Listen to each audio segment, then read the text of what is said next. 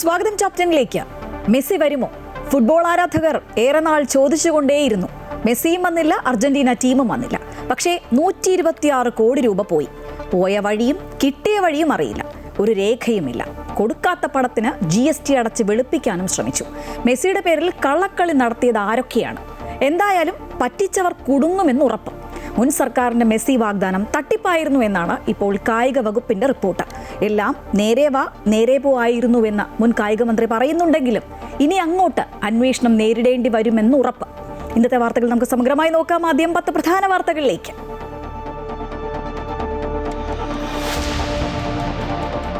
മെസ്സിയെ കേരളത്തിൽ കൊണ്ടുവരുമെന്ന് പറഞ്ഞ് നടത്തിയത് കോടികളുടെ തട്ടിപ്പെന്ന് കായിക വകുപ്പിന്റെ അന്വേഷണ റിപ്പോർട്ട്. മുൻ കായിക മന്ത്രി വി അബ്ദുറഹ്മാൻ പ്രതിക്കൂട്ടിൽ. സ്പോൺസർക്ക് വേണ്ടി വഴിവിട്ട നടപടിക്രമങ്ങൾ നടത്തിയെന്നും കണ്ടെത്തൽ. ഒരു ചില്ലിക്കാശ് പോലും സർക്കാരിന് നഷ്ടമുണ്ടായില്ല എന്ന വി അബ്ദുറഹ്മാൻ. മുട്ടിൽ മരമുറി കേസിൽ ചോറ്റാനിക്കര മജിസ്ട്രേറ്റ് കോടതിയുടെ ജാമ്യമില്ലാ വാറന്റിന് പിന്നാലെ ആൻഡോ അഗസ്റ്റിനും ജോസ് കുട്ടി അഗസ്റ്റിനും ഹാജരായി. റോജി അഗസ്റ്റിൻ ഹാജരായില്ല. 13-ന് ഹാജരാകാൻ നിർദ്ദേശം.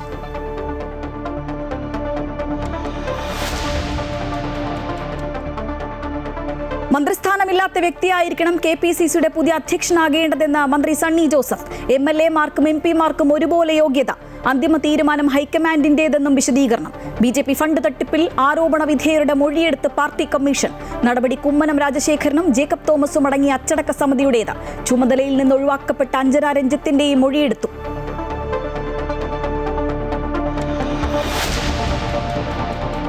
NSS നേതൃത്വത്തെ വിമർശിച്ച് KB ഗണേഷ് കുമാർ. NSSൽ നടക്കുന്നത് കൊടിയ അഴിമതിയും സ്വജന പക്ഷപാതവും. G സുകുമാരൻ നായരെ താൻ ചോദ്യം ചെയ്തപ്പോഴാണ് പുറത്താക്കിയതെന്നും ആരോപണം. ഗണേഷ് കുമാർ പങ്കെടുക്കുന്ന പരിപാടിക്ക് മന്നം ക്ലബ്ബ് വേദി നിഷേധിച്ചതോടെ ചടങ്ങ് പ്രസ് ക്ലബ്ബിലേക്ക് മാറ്റി.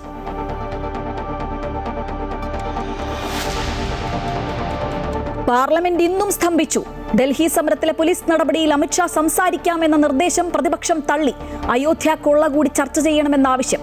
അവസരത്തിനൊത്ത് വിഷയങ്ങൾ മാറ്റി പ്രതിപക്ഷം സഭാ നടപടികൾ തടസ്സപ്പെടുത്തുന്നു എന്ന് ഭരണപക്ഷം. അമിത്ഷാ ഇന്നും സഭയിലെത്തിയില്ല. ബഹളത്തിനിടെ സഹകരണ ബില്ലും സംസ്ഥാനത്തിന്റെ പേര് കേരളം എന്നാക്കുന്ന ബില്ലും ലോക്സഭ പാസാക്കി.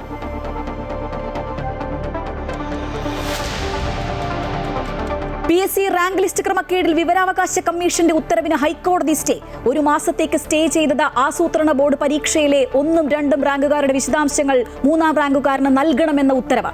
37 ദിവസത്തെ സമരം പിൻവലിച്ച LPST റാങ്ക് ഹോൾഡേഴ്സ്. തീരുമാനം വിദ്യാഭ്യാസ മന്ത്രിയുമായി നടത്തിയ ചർച്ചയെ തുടർന്ന്.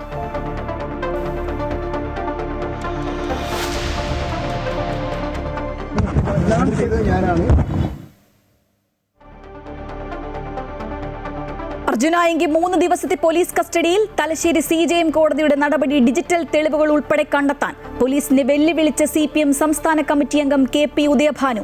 ആയങ്കിയെ തിരഞ്ഞ് മല്ലപ്പള്ളി കാട്ടാത്തി കോളനിയിൽ കയറിയ പോലീസുകാരെ നോക്കിവച്ചിട്ടുണ്ടെന്ന് KP ഉദയഭാനു. പോലീസുകാരോട് പറയാം, മര്യാദയെങ്കിലും എരപ്പാളിക പറയുന്നത് കേട്ടുകൊണ്ട് പാവപ്പെട്ടവന്റെ വീട് കയറിയ നിങ്ങൾ വന്നതുപോലെ പോകത്തില്ല. ആ രീതിയിൽ ഞങ്ങൾ ഇതിനെ പ്രതികരിക്കും. മര്യാദയാണെങ്കിൽ മര്യാദ.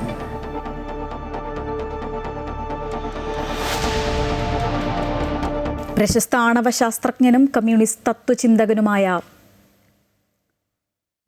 ഡോക്ടർ MP പരമേശ്വരൻ അന്തരിച്ചു. 92 വയസ്സായിരുന്നു. അന്ത്യം തൃശൂരിലെ വസതിയിൽ.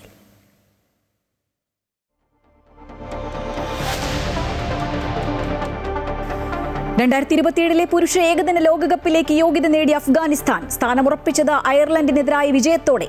ഡയറക്റ്റ് യോഗ്യത നേടാനാകാതെ മുൻ ചാമ്പ്യന്മാരായ വെസ്റ്റ് ഇൻഡീസ്. സെപ്റ്റംബർ 30-ന് ഇറങ്ങുന്ന റാങ്കിംഗ് ലിസ്റ്റിലെ ആദ്യ 8 ടീമുകൾ ലോകകപ്പിലേക്ക് നേരിട്ട് കടക്കും.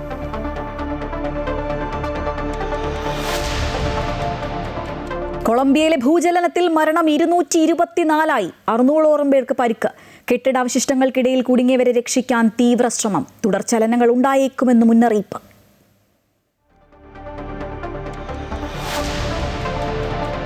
Story of the day.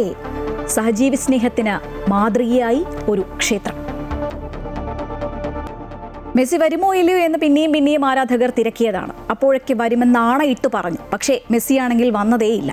അപ്പോൾ പിന്നെ മെസ്സിയുടെ പേരിൽ കള്ളക്കളി നടത്തിയതാര്? മെസ്സിയെ കേരളത്തിൽ കൊണ്ടുവരുമെന്ന മുൻ സർക്കാരിന്റെ വാഗ്ദാനം തട്ടിപ്പായിരുന്നു എന്നാണ് കായിക വകുപ്പിന്റെ ഇപ്പോഴത്തെ റിപ്പോർട്ട് പറയുന്നത്. അതിനാൽ തന്നെ മുൻ കായിക മന്ത്രി വി അബ്ദുറഹ്മാൻ പ്രതിക്കൂട്ടിലാവുകയാണ്. മാത്രമല്ല, കോടിക്കണക്കിന് രൂപയുടെ സാമ്പത്തിക ക്രമക്കേടും കണ്ടെത്തിയിട്ടുണ്ട്. റിപ്പോർട്ട് നോക്കിയ ശേഷം വേണ്ട തീരുമാനങ്ങൾ തങ്ങൾ എടുക്കുമെന്ന് അറിയിച്ചിരിക്കുകയാണ് മന്ത്രി OJ ജനീഷ്. പിണറായി സർക്കാരിന്റെ കാലത്ത് ഫുട്ബോൾ താരം മെസ്സിയെയും അർജന്റീന ടീമിനെയും കേരളത്തിലേക്ക് എത്തിക്കുമെന്ന വാഗ്ദാനം തട്ടിപ്പായിരുന്നുവെന്നാണ് കായിക വകുപ്പിന്റെ അന്വേഷണ റിപ്പോർട്ട്. കായിക മന്ത്രിയായിരുന്ന വി അബ്ദുറഹ്മാൻ സ്പോൺസർക്ക് വേണ്ടി വഴിവിട്ട നടപടിക്രമങ്ങൾ നടത്തിയെന്നും ഫിഫയുടെ അനുമതി പോലുമില്ലാതെ വാഗ്ദാനം നൽകിയെന്നും കണ്ടെത്തി. LDF സർക്കാർ നടത്തിയ ഇടപാടുകളിൽ കോടിക്കണക്കിന് രൂപയുടെ സാമ്പത്തിക ക്രമക്കേട് നടന്നതായും റിപ്പോർട്ടിൽ പറയുന്നുണ്ട്. കായിക വകുപ്പ് നടത്തിയ അന്വേഷണത്തിൽ കണ്ടെത്തിയ വിവരങ്ങൾ മുഖ്യമന്ത്രിക്ക് സമർപ്പിച്ചതായി കായിക മന്ത്രി OJ ജനീഷ് അറിയിച്ചു.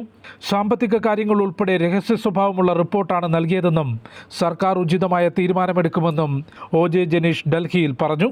നിലനിൽക്കുന്ന ചട്ടങ്ങളും നിയമങ്ങളും ഒരു ഗവൺമെന്റ് ഒരു അന്താരാഷ്ട്ര ഫുട്ബോൾ ക്ലബിന് കേരളത്തിലേക്ക് കൊണ്ടുവരുമ്പോൾ പാലിക്കേണ്ടതായ ചട്ടങ്ങളും നിയമങ്ങളെല്ലാം പാലിക്കപ്പെട്ടിട്ടുണ്ടോ എന്നുള്ളത് ഏറ്റവും പ്രധാനപ്പെട്ട കാര്യമാണ്.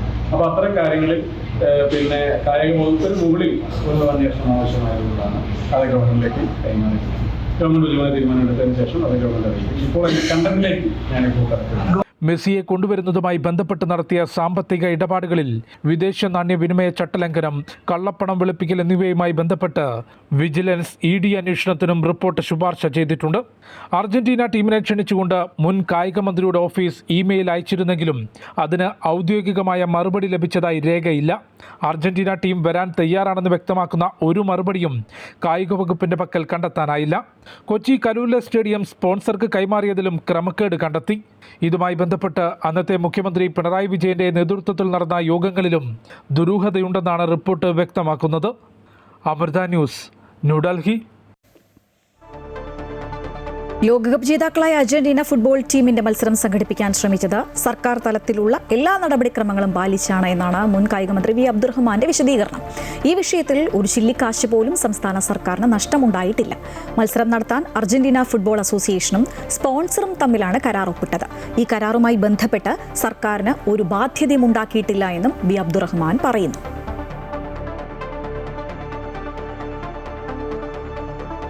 ലയണൽ മെസ്സി വരുമെന്ന് പറഞ്ഞ പിണറായി സർക്കാരിന്റെ ഒത്താശയോടെ നടന്നത് വൻ കള്ളപ്പണ ഇടപാടെന്ന് DCC പ്രസിഡന്റ് മുഹമ്മദ് ഷിയാസ് ആരോപിച്ചു. സ്പോൺസർ ആരാണ്, അയാൾക്ക് പിന്നിൽ ആരാണ് തുടങ്ങിയ കാര്യങ്ങൾ വരും ദിവസങ്ങളിൽ പുറത്തുവരുമെന്നും ഷിയാസ് പറഞ്ഞു.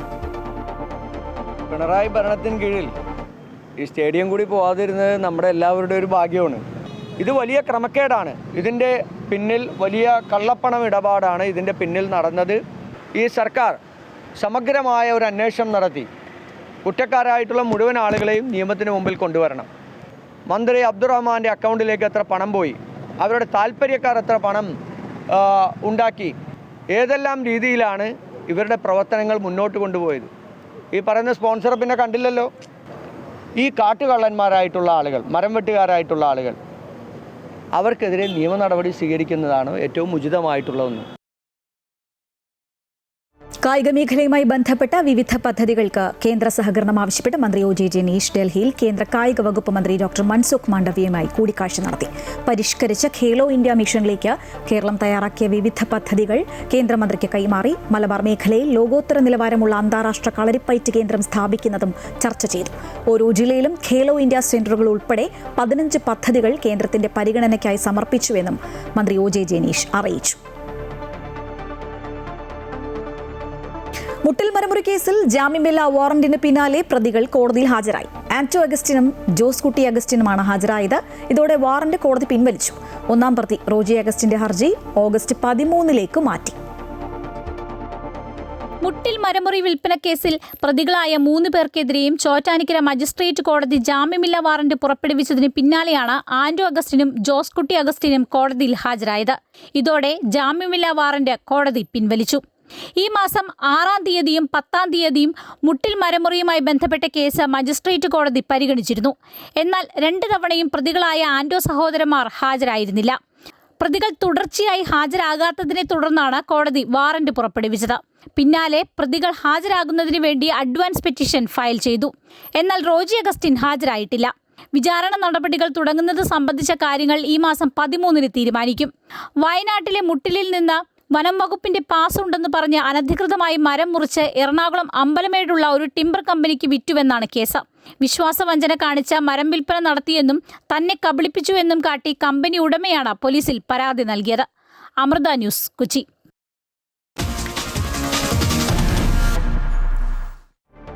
KPCCക്ക് പുതിയൊരു ഫുൾ ടൈം പ്രസിഡന്റ് വരുന്നതാണ് പാർട്ടിയുടെ പ്രവർത്തനങ്ങൾക്ക് നല്ലത് എന്ന അഭിപ്രായം രാഹുൽ ഗാന്ധിയെ അറിയിച്ചതായി സണ്ണി ജോസഫ്.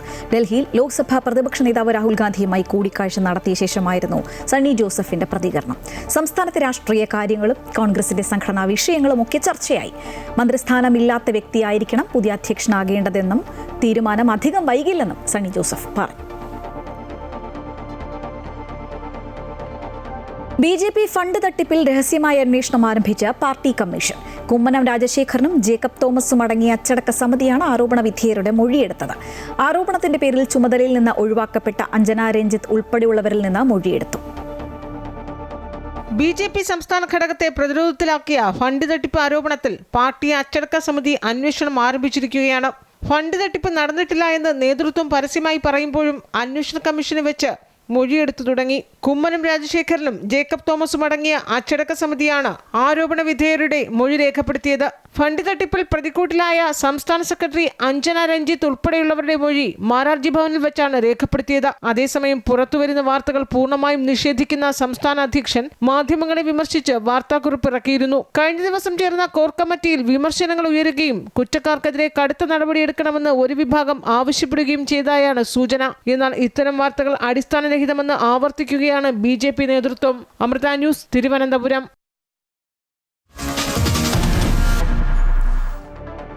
NSS നേതൃത്വത്തിനെതിരെ ആഞ്ഞടിച്ച് KB ഗണേഷ് കുമാർ. NSSൽ കൊടിയ അഴിമതിയും സ്വജനപക്ഷപാതവുമാണ് നടക്കുന്നത്.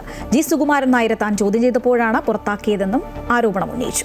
ഗണേഷ് കുമാർ പങ്കെടുക്കുന്ന പരിപാടിക്ക് മന്നം ക്ലബ്ബ് വേദി നിഷേധിച്ചതോടെ ചടങ്ങ് പ്രസ് ക്ലബ്ബിലേക്ക് മാറ്റുകയായിരുന്നു. NSS നേതൃത്വവും KB ഗണേഷ് കുമാറും തമ്മിലെ തർക്കം അനുദിനം രൂക്ഷമാകുകയാണ്. മന്നം റിസർച്ച് ഫൗണ്ടേഷൻ തയ്യാറാക്കിയ ദേവദാരുവിലെ ഇത്തിൽക്കണ്ണികൾ എന്ന പുസ്തകത്തിന്റെ പ്രകാശന ചടങ്ങ് തിരുവനന്തപുരത്ത് മന്നം ക്ലബ്ബിൽ നടത്താനാണ് നേരത്തെ തീരുമാനിച്ചിരുന്നത്. എന്നാൽ ഗണേഷ് കുമാർ പങ്കെടുക്കുമെങ്കിൽ പ്രതിഷേധിക്കുമെന്ന് NSS അറിയിച്ചതിനെ തുടർന്ന് വേദി പ്രസ് ക്ലബ്ബിലേക്ക് മാറ്റുകയായിരുന്നു. ഇതോടെ പരിപാടിയിൽ പങ്കെടുത്തുകൊണ്ട് NSS നേതൃത്വത്തെ കടന്നാക്രമിക്കുകയായിരുന്നു ഗണേഷ് കുമാർ. ധർമ്മശാസ്താവിന് അയ്യപ്പന് വേണ്ടി, ശബരിമല അയ്യപ്പന് വേണ്ടി നിങ്ങൾ തെരുവിലിറങ്ങി ശരണമന്ത്രങ്ങൾ ജപിച്ചു. അഭിമാനമായി നമ്മൾ കണ്ടു. പക്ഷേ ഇത്തരം ഇത്തിക്കണ്ണികൾക്ക് വേണ്ടി നായർ സമുദായ അംഗങ്ങൾ തെരുവിലിറങ്ങുന്നത് ഈ സമൂഹത്തിനും ഈ സമുദായത്തിൻ്റെ ആചാരനായ മന്നത്ത് ആചാരനും ആത്മാവിന് സഹിക്കാത്ത കാര്യമാണ്. അത് അഭിമാനക്ഷതമാണ്, ചെയ്യാൻ പാടില്ല. നേരത്തെ NSS പത്തനാപുരം താലൂക്ക് യൂണിയൻ പിരിച്ചുവിടുകയും ഡയറക്ടർ ബോർഡ് അംഗമായിരുന്ന ഗണേഷ് കുമാറിന്റെ അംഗത്വം പുതുക്കാതിരിക്കുകയും ചെയ്തതോടെയാണ് ഇരുവർക്കുമിടയിൽ തർക്കം രൂക്ഷമായത്. അമൃത ന്യൂസ്, തിരുവനന്തപുരം.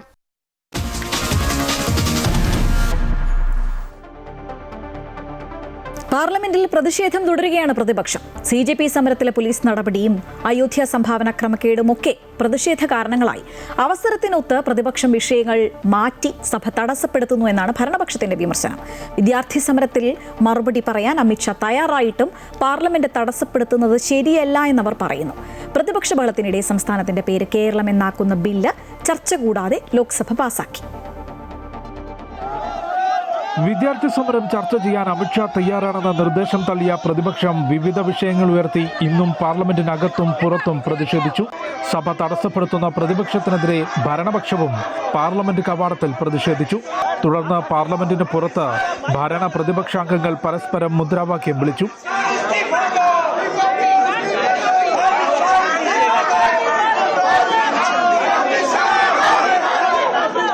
അയോധ്യ വിഷയത്തിൽ ചർച്ച ആവശ്യപ്പെട്ട് പ്രതിപക്ഷം ലോക്സഭ ചേർന്നപ്പോൾ തന്നെ ബഹളം വെച്ചു. എല്ലാ ദിവസവും സഭ തടസ്സപ്പെടുത്തുന്നത് ചോദ്യം ചെയ്ത സ്പീക്കർ അമിത്ഷാ ചർച്ചയ്ക്ക് തയ്യാറായിട്ടും പ്രതിഷേധം അവസാനിപ്പിക്കാത്ത പ്രതിപക്ഷത്തെ രൂക്ഷമായി വിമർശിച്ചു. संसदीय मर्यादाओं के अनुरूप नहीं है सदन के अंदर तख्तियां बैनर लेकर आना. അയോധ്യ വിഷയം രാജ്യസഭയിൽ ഉന്നയിക്കാൻ ശ്രമിച്ച മല്ലികാർജ്ജുന ഖാർഗെയെ ചെയർമാൻ തടഞ്ഞത് രാജ്യസഭയിലും പ്രതിപക്ഷ ബഹളത്തിന് കാരണമായി. വിദ്യാർത്ഥി സമരത്തിലെ പോലീസ് നടപടിയിലും പെല്ലറ്റ് ഗൺ ഉപയോഗത്തിലും അമിത്ഷാ മറുപടി പറയണമെന്ന ആവശ്യമാണ് പ്രതിപക്ഷം ആദ്യം മുതൽ ഉന്നയിച്ചതെന്ന് KC വേണുഗോപാൽ പറഞ്ഞു. Day one onwards we are telling the same thing, three things. Specific answer from Amit Shah, pellet gun, shooting and atrocities against students. സംസ്ഥാനത്തിന്റെ പേര് കേരളമെന്നാക്കുന്നതിനുള്ള ബില്ല് പ്രതിപക്ഷ ബഹളത്തെ തുടർന്ന് ചർച്ച ചെയ്യാതെ ലോക്സഭ പാസാക്കി. കേരളത്തിൽ നിന്നുള്ള കോൺഗ്രസ് അംഗങ്ങൾ പോലും ബില്ലിന്മേലുള്ള ചർച്ചയിൽ പങ്കെടുക്കുന്നില്ല എന്ന് കേന്ദ്രമന്ത്രി നിത്യാനന്ദ റായ് സഭയിൽ ചൂണ്ടിക്കാട്ടി.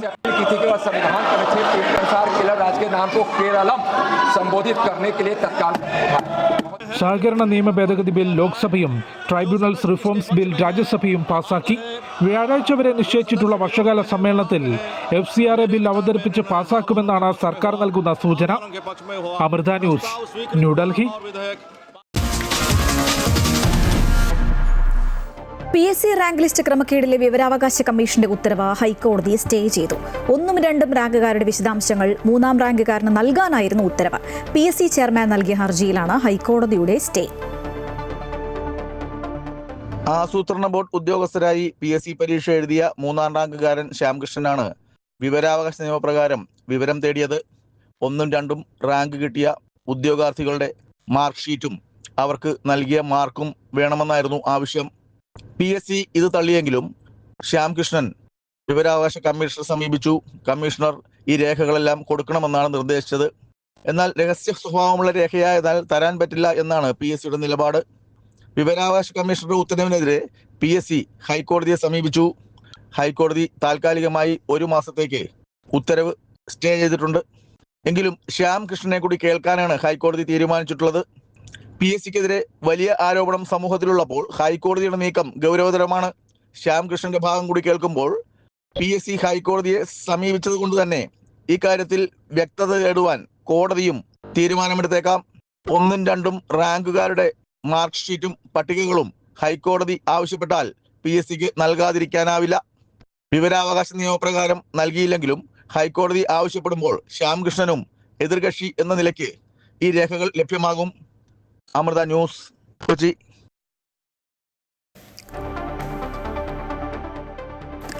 37 ദിവസത്തിന് ശേഷം ഒത്തുതീർപ്പുണ്ടായിരിക്കുന്നു. സെക്രട്ടേറിയറ്റിന് മുന്നിൽ LPST റാങ്ക് ഹോൾഡേഴ്സ് നടത്തിവന്ന സമരം അവസാനിപ്പിച്ചിരിക്കുകയാണ്.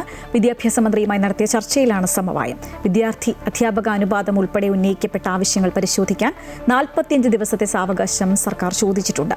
സമരം അവസാനിപ്പിച്ചെങ്കിലും സമരപ്പന്തലിൽ നിന്ന് പൂർണ്ണമായി പിൻവാങ്ങിയില്ല എന്ന് ഉദ്യോഗാർത്ഥികൾ അറിയിച്ചു. 37 ദിവസമായി സെക്രട്ടേറിയറ്റ് നടയിൽ നടത്തിവന്ന സമരമാണ് ഒടുവിൽ ചർച്ചയിലൂടെ സമവായമായത്. സമരം ഘടിപ്പിച്ച സാഹചര്യത്തിലായിരുന്നു ചർച്ചയ്ക്ക് വിളിച്ചത്. വിദ്യാഭ്യാസ മന്ത്രിയുടെ ചേംബറിൽ നടന്ന ചർച്ചയിൽ സമരക്കാരെ പ്രതിനിധീകരിച്ച് 3 പേർ പങ്കെടുത്തു. അധ്യാപക വിദ്യാർത്ഥി അനുപാതം കുറയ്ക്കുക, പുതിയ തസ്തികകൾ സൃഷ്ടിക്കുക, എയ്ഡഡ് സ്കൂൾ നിയമനങ്ങൾ PSCക്ക് വിടുക തുടങ്ങിയവയാണ് സമരക്കാരുടെ പ്രധാന ആവശ്യങ്ങൾ.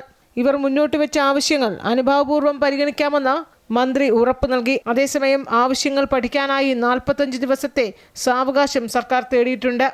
45 ദിവസത്തെ സാവകാശം ഈ കാര്യങ്ങളിൽ വ്യക്തമായി എന്ത് ചെയ്യാൻ ഗവൺമെന്റിന് കഴിയും എന്നത് പറയാൻ 1.5 മാസത്തെ സാവകാശം ഗവൺമെന്റിന് ചോദിച്ചത് സമരസമിതി സമ്മതിച്ചു. ഇതിന് പിന്നാലെ സമരം അവസാനിപ്പിക്കുന്നതായി നേതാക്കൾ അറിയിച്ചുവെങ്കിലും സമരപ്പന്തലിൽ നിന്ന് പൂർണ്ണമായി പിൻവാങ്ങില്ല. തങ്ങളുടെ ആവശ്യങ്ങൾ പരിഹരിക്കുന്നതുവരെ പന്തലിൽ തുടരാൻ തന്നെയാണ് സമരക്കാരുടെ തീരുമാനം. അമൃത ന്യൂസ്, തിരുവനന്തപുരം. അർജുൻ ആയങ്കിയെ തലശ്ശേരി CJM കോടതി 3 ദിവസത്തേക്ക് പോലീസ് കസ്റ്റഡിയിൽ വിട്ടു. ഡിജിറ്റൽ തെളിവുകൾ ഉൾപ്പെടെ കണ്ടെത്തുന്നതിനായാണ് കസ്റ്റഡി അനുവദിച്ചത്. കോടതിയിൽ നിന്ന് പുറത്തിറങ്ങിയ അർജുൻ ആയങ്കി എല്ലാ കുറ്റവും താൻ തന്നെയാണ് ചെയ്തതെന്ന് മാധ്യമങ്ങളോട് പ്രതികരിച്ചു. അർജുൻ ആയങ്കിക്കെതിരെ കുരുക്കുമുറുക്കുകയാണ് പോലീസ്. ആഭ്യന്തരമന്ത്രിയെയും പോലീസിനെയും വെല്ലുവിളിച്ച് സമൂഹമാധ്യമങ്ങളിൽ പോസ്റ്റിട്ട കേസിലാണ് അർജുനെ 3 ദിവസത്തെ പോലീസ് കസ്റ്റഡിയിൽ വിട്ടത്. തെളിവെടുപ്പിനും ചോദ്യം ചെയ്യലിനുമായാണ് ടൗൺ സൈബർ പോലീസ് ഇയാളെ കസ്റ്റഡിയിൽ വാങ്ങിയത്. കേസിലെ നിർണായക തെളിവായ കുറ്റകൃത്യം ചെയ്ത ഫോൺ കണ്ടെത്തേണ്ടതുണ്ടെന്ന് പ്രോസിക്യൂഷൻ കോടതിയിൽ ആവശ്യപ്പെട്ടു. അതേസമയം പോലീസ് വ്യാജമായി തെളിവുകൾ ഉണ്ടാക്കാൻ ശ്രമിക്കുന്നുവെന്ന് പ്രതിഭാഗം കോടതിയിൽ വാദിച്ചു. എല്ലാ കുറ്റവും താൻ തന്നെയാണ് ചെയ്തതെന്ന് കോടതിയിൽ നിന്ന് പുറത്തിറങ്ങിയ അർജുൻ ആയങ്കി മാധ്യമങ്ങളോട് പ്രതികരിച്ചു. പ്രതിയെ ഒളിവിൽ കഴിയാൻ സഹായിച്ചിട്ടില്ലെന്നും കീഴടങ്ങാൻ തയ്യാറായാണ് അർജുൻ ആയങ്കി തന്റെ ഓഫീസിലെത്തിയതെന്നും അഭിഭാഷക ഡെലീറ്റ ടൈറ്റസ് പ്രതികരിച്ചു. അർജുന് ഒരുപാട് പെറ്റീഷൻസ് റെഡിയാക്കണം. സുപ്രീം കോർട്ടിലേക്കുള്ള ബെയിലിന് വേണ്ടി ഓൾറെഡി വേറെ കേസിന് കൊടുത്തിട്ടുണ്ട്. അതിന്റെ കാര്യങ്ങളും എല്ലാം സംസാരിക്കണമായിരുന്നു. അപ്പം അർജുനെ മെന്റലി സറണ്ടർ ആവാനുള്ള പ്രിപ്പറേഷനും കൂടിയായിരുന്നു ആ ഒരു ടൈം എന്ന് പറയുന്നത്. അർജുനെ കണ്ണൂരിലെ അഭിഭാഷകയുടെ വീട്ടിൽ കാറിലെത്താൻ സഹായിച്ച സുഹൃത്ത് പ്രണവിന്റെ അറസ്റ്റ് പയ്യന്നൂർ പോലീസ് രേഖപ്പെടുത്തി. കൂടാതെ കോതമംഗലം SHOയെ ഭീഷണിപ്പെടുത്തിയ കേസിൽ ജയിലിലെത്തി പോലീസ് അറസ്റ്റ് രേഖപ്പെടുത്തി. അർജുനെതിരെ കാപ്പ ചുമത്താനുള്ള നടപടികളും ഊർജിതമാക്കി. ഇതിനിടെ കോതമംഗലം ഗൂഢാലോചന കേസിൽ അർജുൻ ആയങ്കിയുടെ ജാമ്യം കോടതി റദ്ദാക്കി. അമൃത ന്യൂസ്, കണ്ണൂർ. പോലീസിന് മുന്നറിയിപ്പുമായി CPM സംസ്ഥാന കമ്മിറ്റി അംഗം KP ഉദയഭാനു. പോലീസ് ചൂട്ടുപോലെയാണ്. വഴിയാത്രക്കാരന് കിട്ടിയാൽ അത് വഴിതെളിക്കും, ഭ്രാന്തന് കിട്ടിയാൽ നാട് കത്തിക്കും. UDFന്റെ കയ്യിലെ പോലീസ് ഭ്രാന്തനെ പോലെയാണ്. അർജുൻ ആയങ്കിയെ തെരഞ്ഞ് പത്തനംതിട്ട മല്ലപ്പള്ളി കാട്ടാത്തി കോളനിയിലെ വീടുകളിൽ കയറിയ പോലീസുകാരെ ഞങ്ങൾ നോക്കി വച്ചിട്ടുണ്ടെന്നും ഉദയഭാനു പറഞ്ഞു. ഈ പോലീസ് എന്ന് പറഞ്ഞാൽ നിങ്ങൾ മനസ്സിലാക്കിയിരിക്കേണ്ടത് അത് ചൂട്ടുപോലാണ്. ചൂട്ട്, ആ ചൂട്ട് വഴിയാത്രക്കാരൻ്റെ കയ്യിലാണെങ്കിൽ അത് വെളിച്ചമായി മാറും, അത് ഭ്രാന്തൻ്റെ കയ്യിലാണെങ്കിൽ നാട് മുഴുവൻ കത്തിക്കും. അതാണ് ഈ പോലീസ്. അത് ആരുടെ കയ്യിലിരിക്കുന്നു എന്നതിനെ ആശ്രയിച്ചാണ്. കഴിഞ്ഞ 10 വർഷക്കാലം ഇവിടെ ഇടതുപക്ഷ ജനാധിപത്യ മുന്നണിയുടെ ഗവൺമെൻറ്റായിരുന്നു. ഈ നാട്ടിൽ ഏതെങ്കിലും കോൺഗ്രസ്സുകാരൻ്റെ വീട്ടിൽ പോലീസ് ആവശ്യമില്ലാതെ കയറിയിട്ടുണ്ട്? ആരെങ്കിലും കള്ളക്കേസിൽ പ്രതിയാക്കിയിട്ടുണ്ട്? ചില കോൺഗ്രസ്സുകാർക്ക് ധാരണയുണ്ട്, ഭരണം കിട്ടിക്കഴിഞ്ഞാൽ പാവപ്പെട്ടവൻ്റെ വീട് കയറാനും അവരെ കള്ളക്കേസിൽ കൊടുക്കാനും എല്ലാമാണ് ധാരണയെങ്കിൽ ആ പരിപ്പ് ഇവിടെ വേവത്തും. ആണവശാസ്ത്രജ്ഞനും കമ്മ്യൂണിസ്റ്റ് ചിന്തകനുമായ MP പരമേശ്വരൻ അന്തരിച്ചു. 92 വയസ്സായിരുന്നു. ശാസ്ത്രത്തെ ജനകീയവൽക്കരിക്കുന്നതിൽ മുഖ്യ പങ്കുവഹിച്ച തീക്ഷ്ണശാലിയായ എഴുത്തുകാരൻ കൂടിയാണ് MP-യുടെ നിര്യാണത്തോടെ വിടവാങ്ങിയത്. 1935 ജനുവരി 18 മാടമ്പ് പരമേശ്വരൻ നമ്പൂതിരിയുടെയും സാവിത്രി അന്തർജനത്തിൻ്റെയും മകനായി തൃശൂർ കിരാലൂരിൽ MP പരമേശ്വരൻ ജനിക്കുന്നത്. തൃശൂർ നമ്പൂതിരി വിദ്യാലയത്തിൽ പ്രാഥമിക വിദ്യാഭ്യാസം. ശേഷം തൃശൂരിലെ CMS സ്കൂളിലും സെൻറ് തോമസ് കോളേജിലുമായി പഠനം. 1986 തിരുവനന്തപുരം എഞ്ചിനീയറിംഗ് കോളേജിൽ നിന്ന് ഇലക്ട്രിക്കൽ എഞ്ചിനീയറിംഗിൽ ബിരുദം നേടി. തുടർന്ന് ശാസ്ത്രജ്ഞനായി ഔദ്യോഗിക ജീവിതം ആരംഭിച്ചു. ആണവശാസ്ത്രത്തിൽ ഉപരിപഠനത്തിനായി സോവിയറ്റ് യൂണിയനിലെ മോസ്കോ പവർ എഞ്ചിനീയറിംഗ് ഇൻസ്റ്റിറ്റ്യൂട്ടിൽ പോയ അദ്ദേഹം 1965 ഗവേഷണ ബിരുദം നേടി. എന്നാൽ 1975 കേരള ശാസ്ത്ര സാഹിത്യ പരിഷത്തിന്റെ മുഴുവൻ സമയ പ്രവർത്തകനായി. ശാസ്ത്രം ലബോറട്ടറികളിലും സർവകലാശാലകളിലും മാത്രം ഒതുങ്ങേണ്ടതല്ലെന്നും കൂടുതൽ ജനകീയമാക്കണമെന്നും അദ്ദേഹം വാദിച്ചു. സമ്പൂർണ്ണ സാക്ഷരത അടക്കമുള്ള ജനകീയ പ്രസ്ഥാനങ്ങളുടെ ആശയം ഉദിക്കുന്നത് MP-യുടെ തലച്ചോറിൽ നിന്നാണ്. ഒരേ സമയം കമ്മ്യൂണിസ്റ്റ് സൈദ്ധാന്തികൻ കൂടിയായ MP പരമേശ്വരൻ 4ാം ലോക സിദ്ധാന്തത്തിന്റെ പേരിലാണ് CPM-ൽ നിന്നും ആശയപരമായി അകലുന്നതും പിന്നീട് പാർട്ടിയിൽ നിന്ന് പുറത്താക്കപ്പെടുന്നതും. ശാസ്ത്രപ്രചാരണങ്ങൾ എന്ന രീതിയിൽ 90 വയസ്സിന് ശേഷവും 6 പുസ്തകങ്ങളാണ് MP പരമേശ്വരൻ പ്രസിദ്ധീകരിച്ചത്. നാളെ ഉച്ചയ്ക്ക് 1 മണിക്ക് തൃശൂർ പാറമേക്കാവ് ശാന്തിഘട്ടിലായിരിക്കും MP പരമേശ്വരന്റെ സംസ്കാര ചടങ്ങുകൾ നടക്കുക. അമൃത ന്യൂസ്, തൃശൂർ.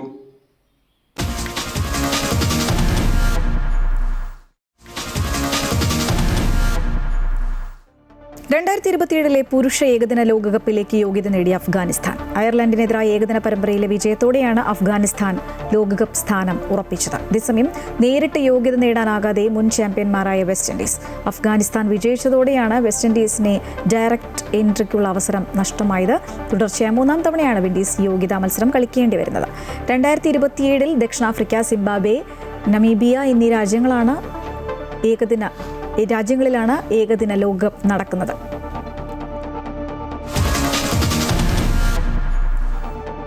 കൊളംബിയയിൽ ഉണ്ടായ ഭൂചലനത്തിൽ മരണസംഖ്യ 224. രാജ്യത്ത് അടിയന്തരാവസ്ഥയാണ്. കെട്ടിടങ്ങൾ തകർന്ന വ്യാപക നാശനഷ്ടമാണ് ഉണ്ടായത്. അവശിഷ്ടങ്ങൾക്കിടയിൽ കുടുങ്ങിയവരെ രക്ഷിക്കാൻ തീവ്രശ്രമം നടക്കുകയാണ്.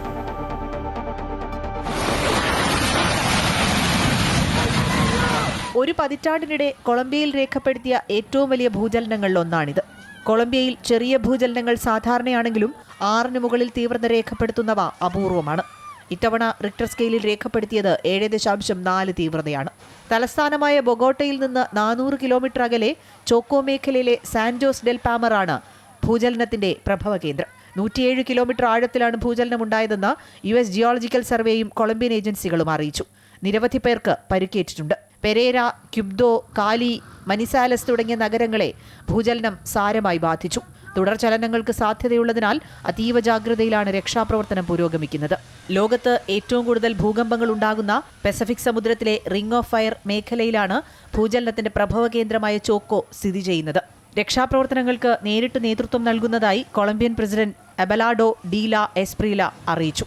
ഭൂകമ്പത്തെ തുടർന്ന് കൊളംബിയയിലെ വിമാന സർവീസുകൾ തടസ്സപ്പെട്ടു.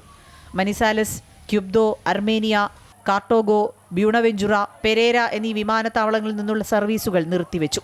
കൊളംബിയയ്ക്ക് ആവശ്യമായ സഹായങ്ങൾ നൽകാൻ തയ്യാറാണെന്ന് US state secretary Marco Rubio വ്യക്തമാക്കി. അയൽരാജ്യങ്ങളായ ഇക്വഡോറിലും പനാമയിലും പ്രകമ്പനം അനുഭവപ്പെട്ടെങ്കിലും നാശനഷ്ടങ്ങൾ കുറവാണ്. കഴിഞ്ഞ ജൂണിൽ അയൽരാജ്യമായ വെനുസ്വേലയിൽ തുടർച്ചയായുണ്ടായ ഭൂചലനങ്ങളിൽ 5000-ലധികം പേർ മരിച്ചിരുന്നു. ഇതിന്റെ ആഘാതം മാറുന്നതിന് മുമ്പാണ് കൊളംബിയയിലും ഭൂചലനമുണ്ടായത്. News desk Amrita TV. MSC കപ്പൽ അപകടത്തിലുണ്ടായ പരിസ്ഥിതി ദോഷം പൂർണ്ണമായും മാറിയിട്ടില്ല എന്ന് കേന്ദ്ര സർക്കാർ ഹൈക്കോടതിയെ അറിയിച്ചു. കടലിനടിയിൽ ഉണ്ടായിട്ടുള്ള വ്യതിയാനങ്ങൾ തുടരുകയാണ്. കപ്പലും കണ്ടെയ്നറുകളും പൂർണ്ണമായി നീക്കം ചെയ്യണമെന്നും കേന്ദ്ര മർക്കന്റൈൽ വിഭാഗം കോടതിയിൽ അറിയിച്ചു. MSC എൽസ 3 കപ്പലും കണ്ടെയ്നറുകളും ഇപ്പോഴും സമുദ്രത്തിന് ഭീഷണിയായി നിലവിലുണ്ടെന്നാണ് കേന്ദ്ര സർക്കാർ ഹൈക്കോടതിയെ അറിയിച്ചത്. കപ്പൽ ഉടമകളുടെ ചുമതലയാണ് അവശിഷ്ടങ്ങളും കപ്പലും നീക്കം ചെയ്യേണ്ടത്. ഇപ്പോഴും സമുദ്രത്തിൽ പാരിസ്ഥിതിക പ്രശ്നങ്ങൾ ഉണ്ടാക്കിക്കൊണ്ടിരിക്കുകയാണ് കപ്പലും കണ്ടെയ്നറുകളും എന്നാണ് കേന്ദ്ര സർക്കാരിന്റെ നിലപാട്. കേരളം നൽകിയ അഡ്മിറാൽറ്റി സ്യൂട്ടിന് വളരെ ഗുണകരമായ ഒരു പ്രസ്താവനയാണ് കേന്ദ്ര സർക്കാർ ഹൈക്കോടതിയിൽ നടത്തിയിട്ടുള്ളത്. പാരിസ്ഥിതിക പ്രശ്നങ്ങൾ ചൂണ്ടിക്കാട്ടിയാണ് കേരള സർക്കാർ MSC എൽസ കപ്പൽ കമ്പനിയിൽ നിന്നും നഷ്ടപരിഹാരം ആവശ്യപ്പെട്ട് ഹൈക്കോടതിയിൽ അഡ്മിറാൽറ്റി സ്യൂട്ട് ഫയൽ ചെയ്തിട്ടുള്ളത്. അതുകൊണ്ട് തന്നെ കേന്ദ്ര സർക്കാരിന്റെ നിലപാട് കേരള സർക്കാരിനും അനുകൂലമാണ്. നിലവിൽ സമുദ്ര അന്തർഭാഗത്ത് കിടക്കുന്ന കപ്പലും അവശിഷ്ടങ്ങളും കണ്ടെയ്നറുകളും ഇപ്പോഴും പാരിസ്ഥിതിക പ്രശ്നങ്ങൾ ഉണ്ടാക്കുന്നുവെന്നാണ് കേന്ദ്ര സർക്കാർ പറയുന്നത്.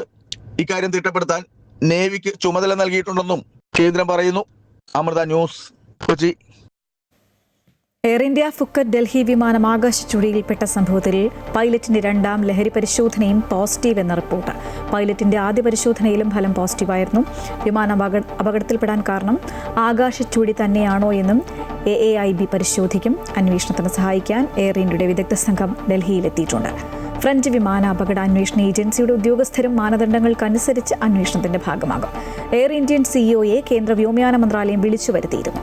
ഓഗസ്റ്റ് 4-ന് ഫുക്കറ്റിൽ നിന്ന് 137 യാത്രക്കാരും 8 ജീവനക്കാരുമായി ഡൽഹിയിലേക്ക് വന്ന വിമാനം ആകാശത്ത് വെച്ച് പെട്ടെന്ന് 300 അടിയോളം താഴേക്ക് പതിക്കുകയായിരുന്നു.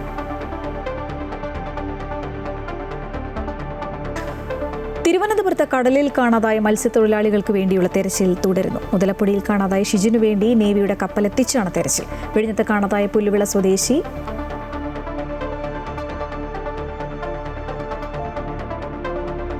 ജോണിനും നീണ്ടകരയിൽ കാണാതായ ഗൗതം കൃഷ്ണയ്ക്കായും 12ാം ദിനവും തെരച്ചിൽ തുടരുകയാണ്.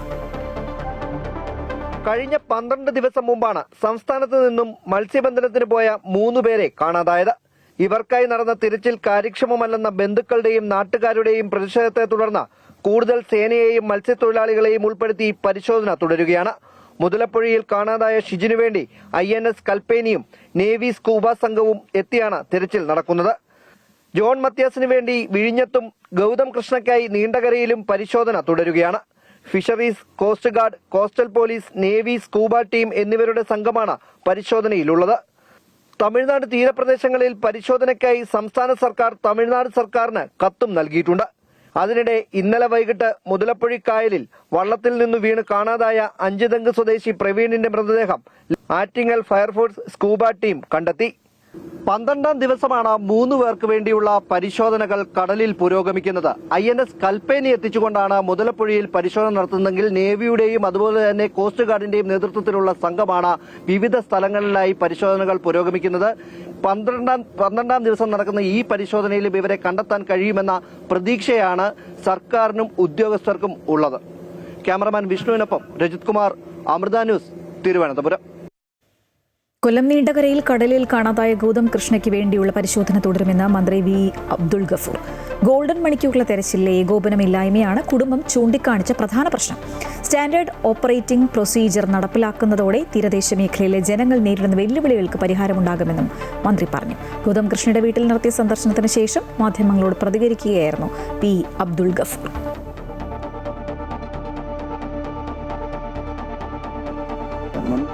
അപകടമുണ്ടായാൽ ഏറ്റവും വലിയ പ്രയോറിറ്റി എന്ന് പറയുന്നത് നമ്മൾ സെർച്ച് ആൻഡ് റെസ്ക്യൂ ആണ്. അതിലാണ് നമ്മൾ കോൺസെൻട്രേറ്റ് ചെയ്തത്. ബാക്കി ഷിബു ബേബി ജോൺ മിനിസ്റ്റർ മണ്ഡലമാണ്, അദ്ദേഹം ഇവിടെ ആ നിമിഷം മുതൽ ഉണ്ടായിരുന്നു. ബാക്കി എല്ലാ ഓപ്പറേഷൻസും ബഹുമാനപ്പെട്ട ജില്ലാ കളക്ടർ ഉൾപ്പെടെ അന്നു മുതൽ അതിൽ ഫുള്ളി ഇൻവോൾവ് ആയിട്ട് വർക്ക് ചെയ്തുകൊണ്ടിരിക്കുക. നീണ്ടകരയിൽ കാണാതായ മത്സ്യത്തൊഴിലാളി ഗൗതം കൃഷ്ണയെ കണ്ടെത്തുന്നതിനായുള്ള തെരച്ചിലിന്റെ ആദ്യഘട്ടത്തിൽ കാലതാമസം വന്നതായി പ്രതിപക്ഷ നേതാവ് പിണറായി വിജയൻ. ഇക്കാര്യത്തിൽ വ്യക്തമായ ധാരണ വകുപ്പിനും സർക്കാരിനും ഉണ്ടായിരുന്നില്ലെന്നും സർക്കാരിന്റെ ഫലപ്രദമായ ഇടപെടലാണ് ആവശ്യമെന്നും പിണറായി വിജയൻ നീണ്ടകരയിൽ പറഞ്ഞു. തെരച്ചിലിൽ ഏകോപനം ഉണ്ടായില്ല എന്നുള്ളതാണ് പ്രധാനപ്പെട്ട കാര്യം. സർക്കാർ ഉണർന്ന് പ്രവർത്തിക്കണം. കുടുംബത്തെ സഹായിക്കാൻ സർക്കാർ സന്നദ്ധത കാണിക്കണമെന്നും അവരുടെ സാമ്പത്തിക ബാധ്യത സർക്കാർ ഏറ്റെടുക്കണമെന്നും പിണറായി വിജയൻ ആവശ്യപ്പെട്ടു. ഭാഗ്യകരമായൊരവസ്ഥയാണ് ഇതിൻ്റെ ആദ്യഘട്ടത്തിൽ, അതാണ് ഏറ്റവും സുപ്രധാനമായ ഘട്ടം ഉണ്ടായത്. ഏതായാലും ഇനിയിപ്പോൾ സംഭവിച്ച കാര്യങ്ങൾ വെച്ചുകൊണ്ടുള്ള സർക്കാരിൻ്റെ ഫലപ്രദമായ ഇടപെടലാണ് ആവശ്യം. അതിൽ സ്വീകരിക്കേണ്ട നടപടികൾ സ്വീകരിക്കാൻ സർക്കാർ തയ്യാറാവുക എന്നതാണ് ഏറ്റവും പ്രധാനം. മറ്റു തരത്തിലുള്ള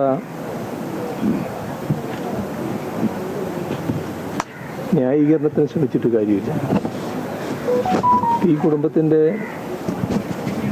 പ്രധാന വിഷമം അവരുള്ളതെല്ലാം വിറ്റാണ് ഈ സംവിധാനം ഉണ്ടാക്കിയത്. വള്ളം തയ്യാറാക്കുന്നതിന് വേണ്ടി ഉള്ളതെല്ലാം വിറ്റിരിക്കുന്നു.